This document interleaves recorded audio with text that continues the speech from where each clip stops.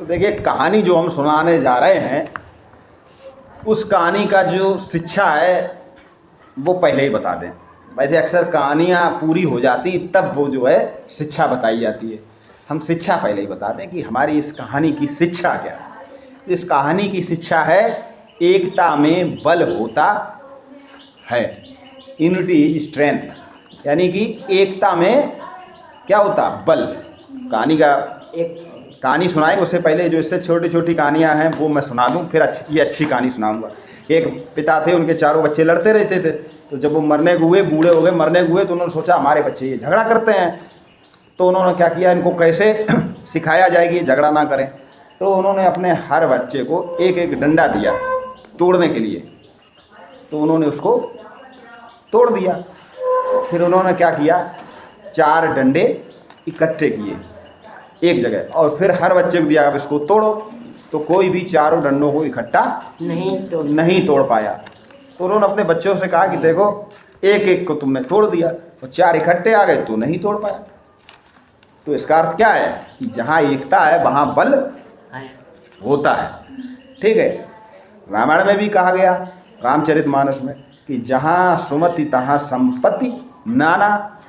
जहाँ सुमति होती, जहाँ सब लोग एक दिमाग के होते हैं, जहाँ आपस में सलाह होती है, वहाँ पर तरक्की होती है। एक घर है कोई, उसमें घर के सदस्य सब लड़ते हो, सुबह शाम, सुबह उठते हो तब लड़ते हो, आपस में सोते हो तब लड़ते हो, तो उस घर में कभी तरक्की नहीं होगी। तो एकता में शक्ति होती है। अब कहानी सुनो। एक जंगल था, तो जंगल में 4 बैल साथ साथ रहा करते थे, घास चरते थे साथ साथ। और उसी जंगल में एक शेर रहता था, और शेर जो है उन बैलों के ऊपर घात लगाया था, वो उनको खाना चाहता था। लेकिन समस्या ये थी कि वो चारों बैल एक साथ रहते थे, घास जब चरते थे तो एक साथ रहते थे। तो एक साथ जब रहेंगे चारों बैल तो शेर को शिकार करने में दिक्कत होगी। पता लगा एक को पकड़ा, तब तक दूसरे ने पीछे जाके सींग, ऐसा दिखाया जाता मोबाइल पे कभी वीडियो कि एक शेर किसी को शिकार करा, तब तक पीछे से एक भैंसा आया, उसने सींग उठा के शेर को फेंक दिया। तो शेर इस जुगाड़ में था कि ये चारों इकट्ठे रहते हैं, कभी इनका शिकार कैसे किया जाए। तो उसने एक जुगाड़ लगाई, जुगत भिड़ाई। क्या जुगाड़ लगाई कि वो शांति के साथ उन जो चारों बैल घास चरते थे तो उनके पास गया, एक बैल के पास, वो बोला, शिकार नहीं, ऐसे ही बातें करने। तो कहा, हम तुम्हें एक बात बताना चाहते हैं, तुम्हारे भले की बात है। तो बैल ने कहा कि क्या बात है। तो कान में बताएंगे। तो कान में शेर ने बताया, बैल से ये कहा कि देखो, ये जो तुम्हारे 3 साथी हैं बैल, ये ज़्यादा घास खा लेते हैं। तुम घास चरने आते हो हरी हरी, तो ये 3 साथी ज़्यादा घास खा लेते, तुमको घास कम खाने को मिलती है। बैल ने कहा, अच्छा ऐसी बात। जैसे कहीं घास है कि खेत में घुसे तो जो है ये समझा दिया कि जो एक बैल को, जो 3 बैल है वे जल्दी जल्दी खाते, ज़्यादा खा जाते हैं, तुम्हें वहाँ पे कम खाने को मिलती, फिर तुम दूसरी घास ढूंढने जाते हो, वहाँ भी ये तीनों ज़्यादा खा लेते हैं, तो तुम भूखे रह जाते हो। फिर वो दूसरे दिन जो है दूसरे बैल के पास गया, बोला, हम तुम्हें एक बात बताना चाहते हैं कि कान में बताएंगे। और उसने वही बात उस बैल को भी बताई कि जो 3 बैल हैं और वो ज़्यादा घास खाते, तुमको घास कम खाने को मिलती है, ये तीनों बहुत होशियार हैं। तो ऐसे ये बात उसने सबको बताई, और सब बैलों के मन में ये हो गया कि अब हम इकट्ठे घास नहीं चरेंगे, अब हम अलग चरने जाएंगे, खूब खाएंगे, हम अलग खेत ढूंढेंगे अपना और पूरी घास खाएंगे। और ऐसे सब बैल अलग अलग खेतों में दूर दूर घास ढूंढने चले गए। और सब बैल जब अलग अलग हो गए तो शेर ने एक एक करके सब बैलों को खा गया, चारों बैल मर गए। तो क्या हुआ, ज़्यादा घास खाने के चक्कर में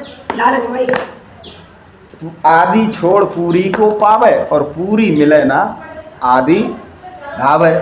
एक कानी के एक कुत्ता था, तो मुंह में रोटी दबाए, एक घर से रोटी चुरा के लाया और भागता हुआ जा रहा था। तो एक छोटा सा तालाब पड़ रहा था, उसको पार करके जाना पड़ता था कुत्ते को। उसके ऊपर एक लट्ठा रखा था, बम्बा था, उसके ऊपर एक लट्ठा रखा, उस पर चढ़ के निकलता था वो कुत्ता दूसरी तरफ। तो जब लट्ठे से निकला तो पानी में उसे अपनी परछाई दिखाई पड़ी, तो उसने सोचा एक कुत्ता उसे और दिखाई पड़ा और उसके मुंह में रोटी भी दिखाई। तो कुत्ते ने सोचा कि हम इससे ये रोटी छीन लें तो हमारे पास 2 रोटी हो जाएंगी। तो कुत्ता जो भौंका दूसरे कुत्ते के ऊपर, वैसे ही उसकी रोटी मुंह से गिर गई पानी में। अब ना अपने पास रही ना उसके पास, क्योंकि वो था तो वही परछाई में। तभी से कहावत बनी कि आधी छोड़ पूरी को दावे। आदमी लालच में क्या सोचता है कि और मिल जाए, और जो होता वो भी चला। तो बैल जो है ये चाहते हैं कि हम खूब घास खाएंगे तो जान भी। तो कहने का अर्थ है कि हमेशा एकता में रहना चाहिए, संगठित।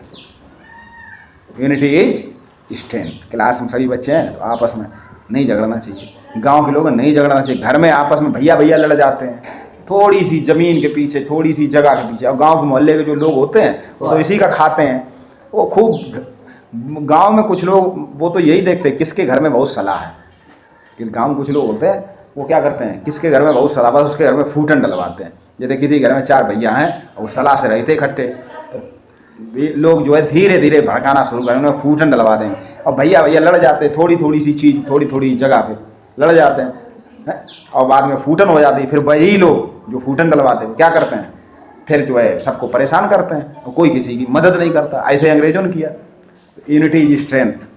हमको आपस में लड़ना नहीं है। थोड़ी सी कोई समस्या है तो उसको बैठ के आपस में ही सुलझा लो। बाहर का आदमी कभी भी तुम्हारी मदद नहीं करेगा। 2 बिल्लियों की कहानी सुनी कि 2 बिल्लियों में झगड़ा हो गया रोटी के लिए। तो एक बंदर के पास पहुंचे, तो बंदर ने बाटी तो एक तरफ जहाँ भारी उसमें तोड़ के खा गया। और जब उधर खा गया इधर हल्की हो गई, इधर भारी हो गई। जब वो नीचे गया तो उसने कहा उसमें से तोड़ी खा गया, उसमें ज़्यादा तोड़ी। जब ये हल्का हो गया ये भारी हो गई, ये नीचे चला गया। ऐसे वो सारी रोटी खा गया। अब बिल्ली दोनों रह गई। अपनी लड़ाई खुद ही सुलझा लेना चाहिए। गांव में कोई नहीं चाहता कि किसी के घर में सुख शांति रहे, वो भिड़ाते रहते हैं, लड़ाते रहते हैं। तो एकता में शक्ति होती है। Unity is strength.